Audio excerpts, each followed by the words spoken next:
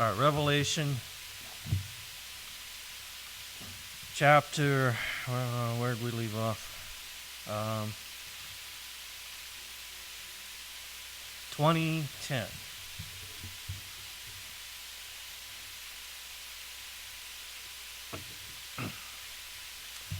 So we are up to the end of the millennial reign of Christ, 1,000 years.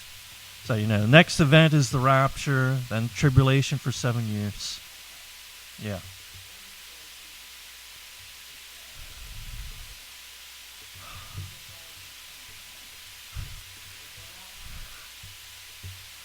Well, he's not going to return to the earth in the rapture. He's coming down the clouds and get us and take us up. And then, at the end of the tribulation, he's going to come down, plant his feet on the Mount of Olives. Yes. Yeah, the rapture isn't actually the return. But it's close. And we know it's real soon. When you see the fig tree bud, you know that the time is nigh. This generation shall not pass to all these things. So that's what that is talking about. That's not talking about the nation of Israel. It's talking about from the beginning of the tribulation to the end. All right, so here we are, chapter 20, verse 11. We're at the end of the millennium and coming to a close of this world and the great white throne judgment. Verse 11, and I saw a great white throne. So John saw this in a vision.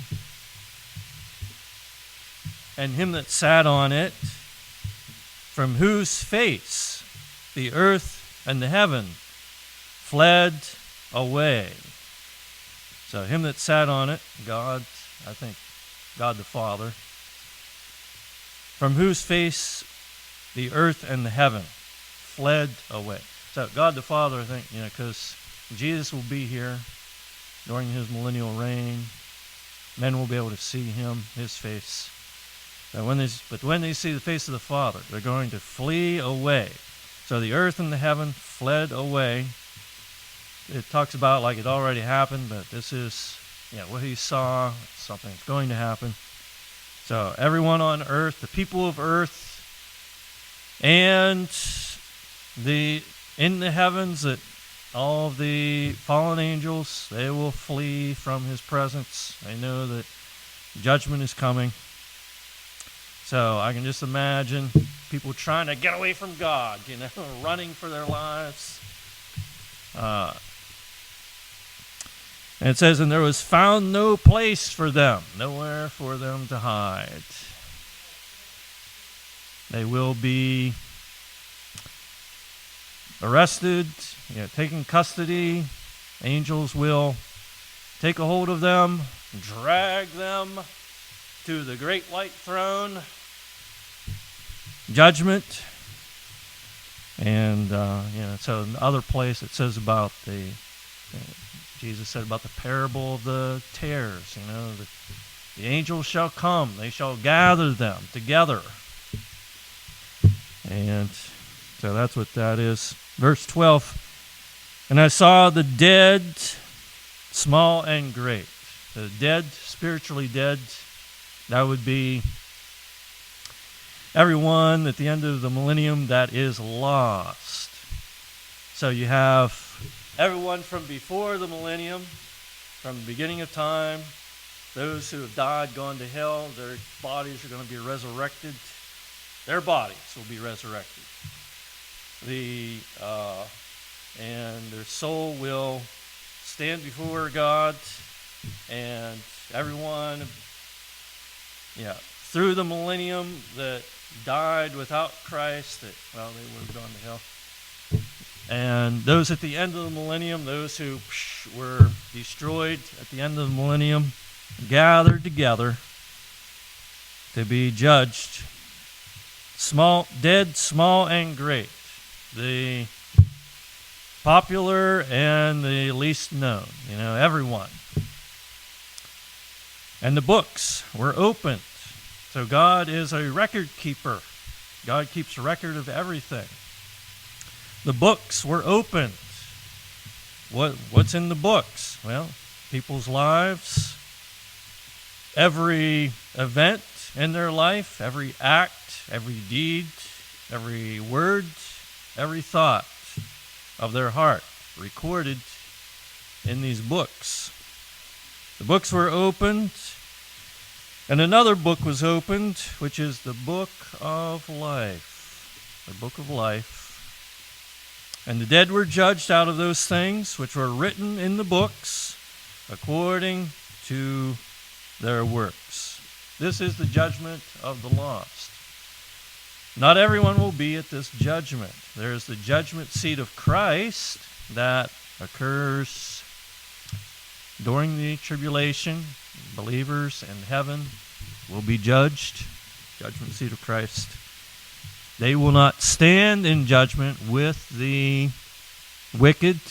This is the great white throne. Everyone that stands before God in this is lost.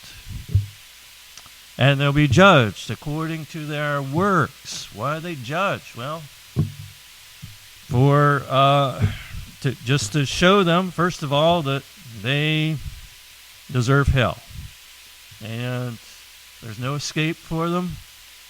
And they'll be judged also as to the severity of their judgment in hell. So, yeah, you have the fallen angels. They have the worst judgment. There's a special place for them called Tartaru, and that is called hell in the Bible. It's the lowest hell. And, yeah, so I wouldn't want to be in hell at all. I mean, hell is a place of fire, and you don't want to be there. But there is worse in hell. Verse 13, and the sea gave up the dead which were in it. So, everyone that died at sea, and they're dropped overboard, and went down into the ocean. And death and hell delivered up the dead which were in them. So, everyone that went to hell, they'll come out of hell. They'll get a little breather as they stand before God. I can imagine that many of them, if not most, will think, oh, I'm getting out now, this is wonderful. And that, they're being judged, and they'll want to tell God reasons why they shouldn't go back to hell. I've been there long enough. Death and hell delivered up the dead which were in them, and they were judged, every man, according to their works.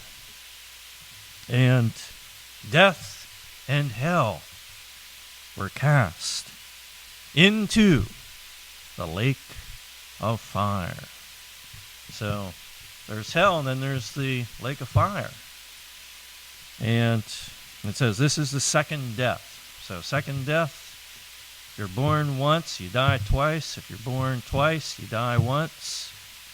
So if you're born again, you only die physical death. If you're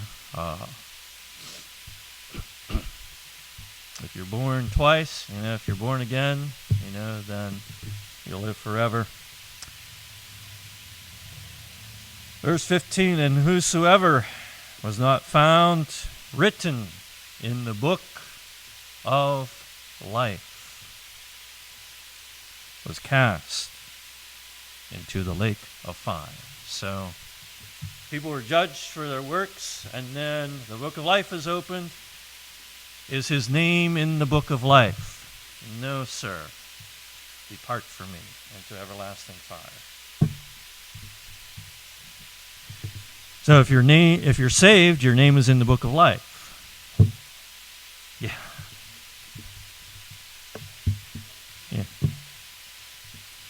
Yeah. So there's books, and then there's the book of life. So if you're in the book of life, you're saved, your name is in the book of life. Nobody's name is going to be in the book of life. Great white throne. Everyone at that judgment be found guilty, and the final judgment and sentencing, eternal judgment. That will be a very sober day, or however long it takes. And I can imagine that there will be much weeping of believers. And ones that we do know. Yeah. So, God will wipe away all tears. When does that happen? Well, I think that's after the great white throne judgment. Because, to see ones that you know cast into the lake of fire, there's going to be weeping. And I think that God's going to have to perform a memory wipe on us so that we forget all about those people. And hey, Jesus said in Matthew 7, he said, "Then I will say to them in that day, depart from me, ye cursed, into everlasting fire." And then what does he say? "I never knew you." I never knew you. God knows everything, doesn't he? Yeah, but God chooses to wipe from his memory. And he'll say, "I never knew you." So, not just, I'm forgetting about you. They never existed in the mind of God. And that will be what will happen with us too. That, memory taken away from us of that. So, so if you, that's an awful thing to think of. It's to have ones that just gone from your memory as if they didn't exist. You don't want that to happen. Win them now. Plead with them. Weep over them.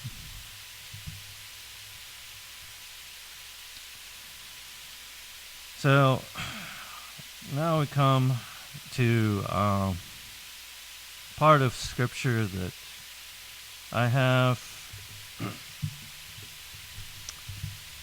little bit of difficulty with putting it in a time frame.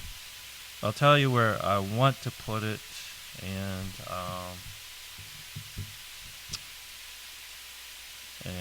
I'll explain that to you. Just because it comes right after chapter 20 doesn't mean that that is the next event that occurs. I believe so. I believe that several chapters are repetitions. I think chapter 6 of Revelation is an overview of the tribulation. I think that chapter, I have to think which one it is now. 12. I think chapter 12 is an overview of history from Abraham, nation of Israel, and up until the end of tribulation. So, all right, here we go, chapter 21. And I saw, John says, I saw a new heaven and a new earth. For the first heaven and the first earth were passed away, and there was no more sea. All right, so, people say, oh, how can there be so many people, on earth? It says there's not going to be any sea.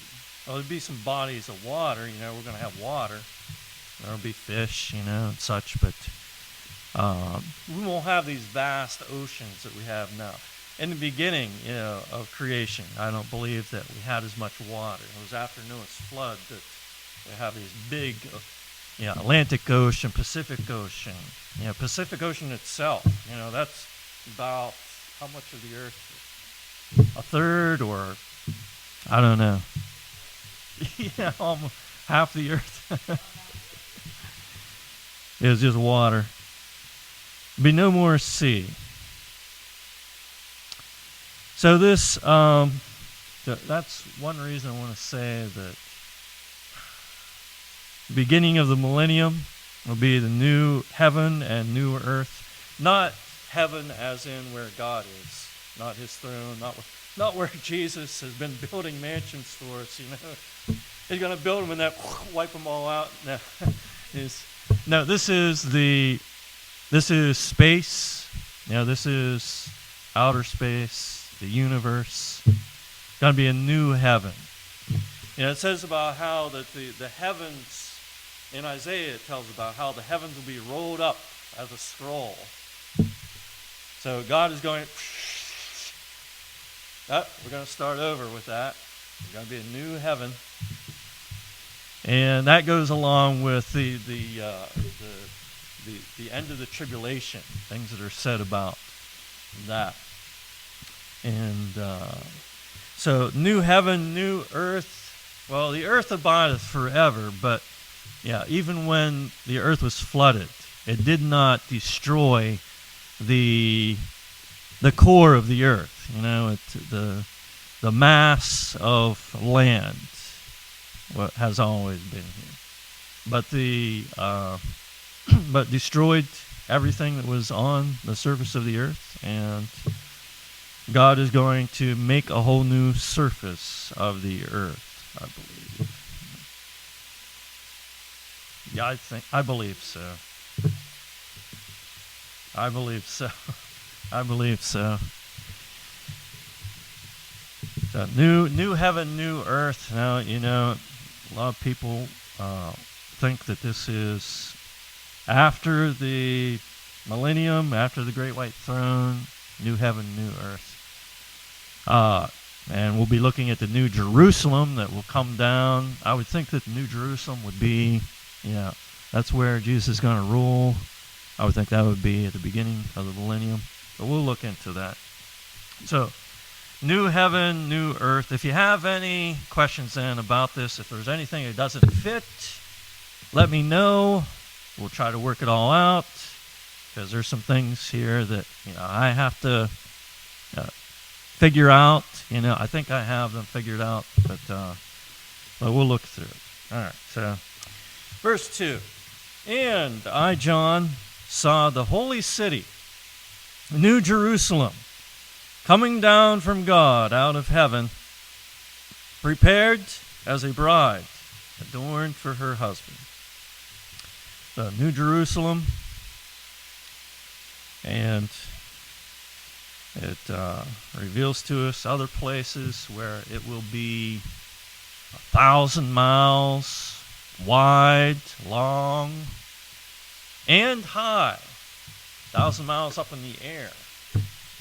1,000 miles long and wide.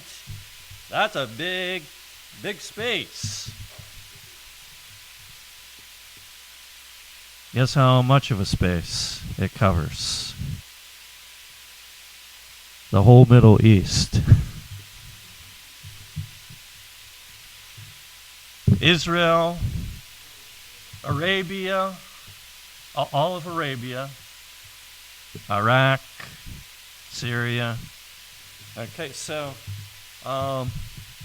God did tell the Israelites. He said that from the Great Sea, which would be Mediterranean Sea, unto the great river Euphrates shall be your coast. So you know where here's the Mediterranean Sea here, and here's Israel, just a little sliver of land next to the sea, about the size of New Jersey. And then you have all this over here, Arabia, and you have the Euphrates River that comes down.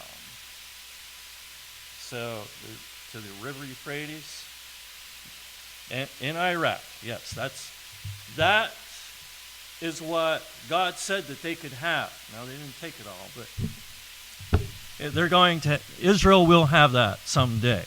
That God's Israel, the Israel of God. That will be, boom, the New Jerusalem's going to come down, and I think it'll be right there on top of that. Yeah.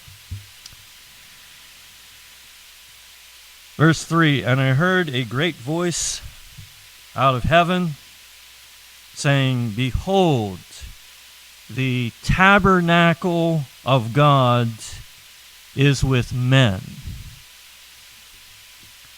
and he will dwell with them, and they shall be his people, and God himself shall be with them and be their God. Well, Jesus is going to be with us during the millennium. So the tabernacle, the temple, the millennial temple, Ezekiel tells about it. The last several chapters of Ezekiel, I think it's chapter 44 through 48, or 40 through 48. And it is incredible. It's beautiful, magnificent. Hard to picture in your mind just reading about it. You can get online. You can find a demonstration of it, pictorial that gives you a good idea of it. All right, verse 4. All right, so here we come to this verse. And God shall wipe away all tears from their eyes. Well, when will this be? Okay, it says he shall wipe away. Didn't say that he did at this point. John's been speaking in the past tense all this time. Why didn't he say God wiped away all tears from their eyes? God shall wipe away all tears. So even with his future view, he's still speaking future. So I have to believe that the New Jerusalem comes down, there's the millennium, and then after that God wipes away, after the great white throne judgment, God will wipe away all tears from our eyes. And there shall be no more death, neither sorrow nor crying, neither shall there be any more pain, for the former things are passed away. So during the millennial reign of Christ, there's still going to be some death. But if a person dies 100 years of age, I say, oh, a child died. So there will still be death. There will still be health problems.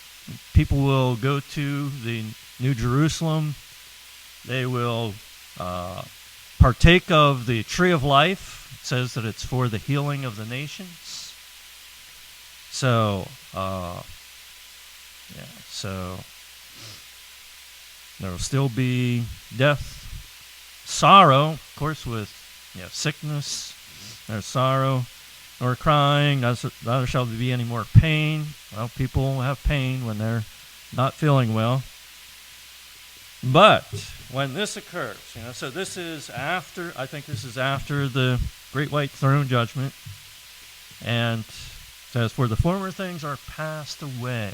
Oh, that's what I'm really looking forward to. Well, I'm looking forward to the millennial reign of Christ too, but there will be work to do. There's work to do during that time for believers. So, and even now, people go to heaven. People say, oh, I just want to go to heaven, and so I can take my rest. Well, when you get to how do you know that there isn't something that God has for you to do? So, we don't want to be lazy, and we're going to rule with Christ on earth. Well, that takes work to do that. So there's going to be things to do. But then when we get to the eternal state is all sin is gone, all the lost are forgotten, and we enter into a new realm where everything is peace, where everyone loves everyone all the time, where there's contentment, there's joy, unspeakable, and all the former things are passed away. Won't even come to mind anymore. All those things, those bad things that happened to me, that's gone. I don't even think about that anymore. So what do we have here? We have a quick overview from the beginning of the millennium, I feel, until the end of it, and then into the eternal state. So God is giving us little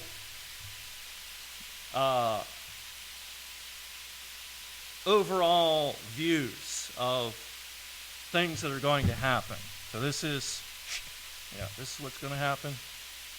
And let's get on with it. Let's get well, that's what I want, Let's go. All right, verse 5. And he that sat upon the throne said, Behold, I make all things new. Make all things new. So not just new heaven, earth, new Jerusalem, all things be new. And making all things new. Not just like that. It's, from the beginning of the millennium until after the great white throne and into eternity. There will be a process making everything new. Make all things new. And he said unto me, Write, for these words are true and faithful. And he said unto me, It is done. I am Alpha and Omega, the beginning and the end. Well, this is a description of Jesus, from chapter 1. He said he was the Alpha and Omega. And it described Jesus. And it said about, can't remember exactly what it is, but definitely is describing Jesus. He that was dead and is now alive. All right, so there's one of the things. I will give unto him that is athirst of the fountain of the water of life freely. Eternal life. So, even up to the end of the last chapters of the Bible, is giving an invitation. Whosoever will may come and drink of the water of life freely. So, during the millennium, there will be people who will be saved during that time. Now, after the great white throne, that's it. There won't be any more, won't be any second chance, won't be any round 2. But up to that point, whosoever will may come. Verse 7, He that overcometh shall inherit all things, and I will be his God, and he shall be my son. But the fearful and unbelieving, and the abominable, and murderers, and whoremongers, and sorcerers, and idolaters, and all liars, shall have their part in the lake which burneth with fire and brimstone, which is the second death. Yeah. Do they? Yeah. Right. They would say which, maybe, or,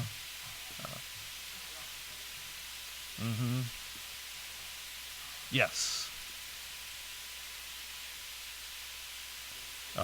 Sorcery would include drugs. Yeah. And witchcraft.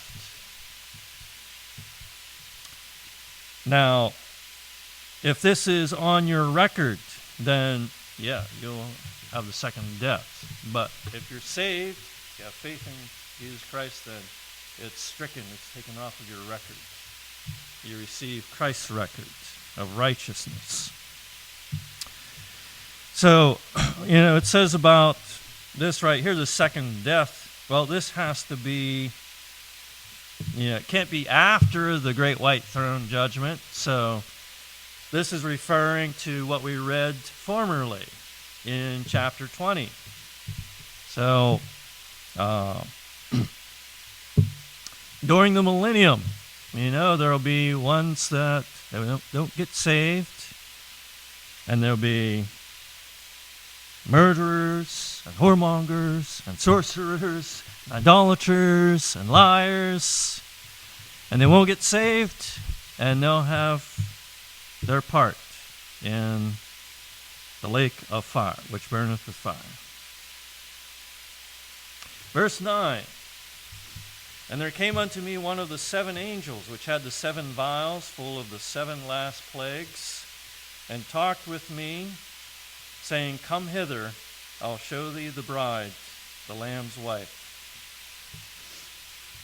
So now I think we're seeing a flashback again, because at the beginning of the chapter it talked about the New Jerusalem coming down from God. Then verse 10 he's talking about it. And showed me that great city, the holy Jerusalem, descending out of heaven from God, having the glory of God, and her light was like unto a stone most precious, even like a jasper stone, clear as crystal, and had a wall great and high, and had 12 gates, and the gates 12 angels, and names written thereon, which are the names of the 12 tribes of Israel. And then it goes down and says about the gates, and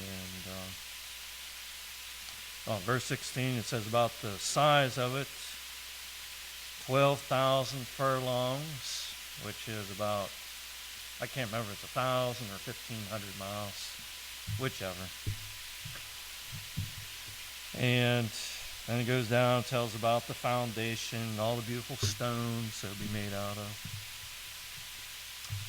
Verse 23, and the city had no need of the sun, neither of the moon, to shine in it, for the glory of God did lighten it, and the Lamb is the light thereof. So I don't know if there'll be a sun and moon or not. I mean, during the millennium, maybe. If they are, they'll be pale in comparison to the Son of God.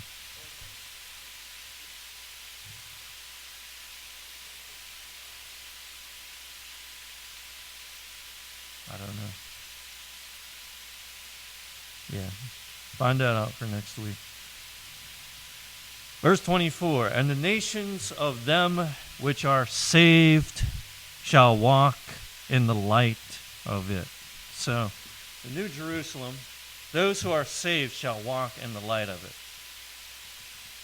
There shall in no wise enter into it anything that defileth or maketh a lie. So, the song that says, no one was, the New Jerusalem, Jerusalem, and then one of the things that says, and no one was denied entrance to it. That's not true. So I sang that song here, and I changed the words to it, and I made it correct. Just put in my own words to make it doctrinally correct.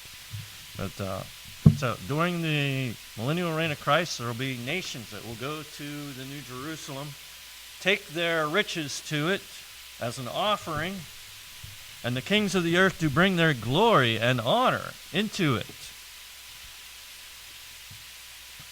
And those who do not, they will have a curse upon them. So, verse 25, and the gates of it shall not be shut at all by day, for there shall be no night there. And they shall bring the glory and honor of the nations into it. So no darkness, no places to hide in the dark.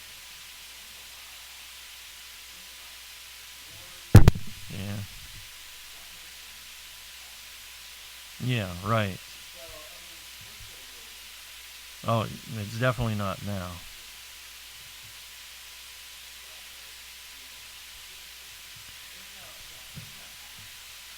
Right. In verse 27, and there shall in no wise enter into it anything that defileth, neither whatsoever worketh abomination. Yeah, I mean, just that alone in itself. How many nations are there? There's only a few nations, Muslim nations. They don't put up with homosexuality. All the other nations of the world, they do that which is abominable. Thou which worketh abomination or maketh a lie, but they which are written in the Lamb's book of life. So that will be during the millennial reign of Christ. So we saw the end of the millennium, we saw the Great White Throne Judgment, and then we backtrack. He shows a little overview at the beginning of chapter 21, and then we see again another overview of the millennial reign of Christ. Next week, chapter 22, we'll get to see another overview. Yes, I believe that chapter 22 is the millennial reign of Christ, and then it tells us a little bit about into the eternal state.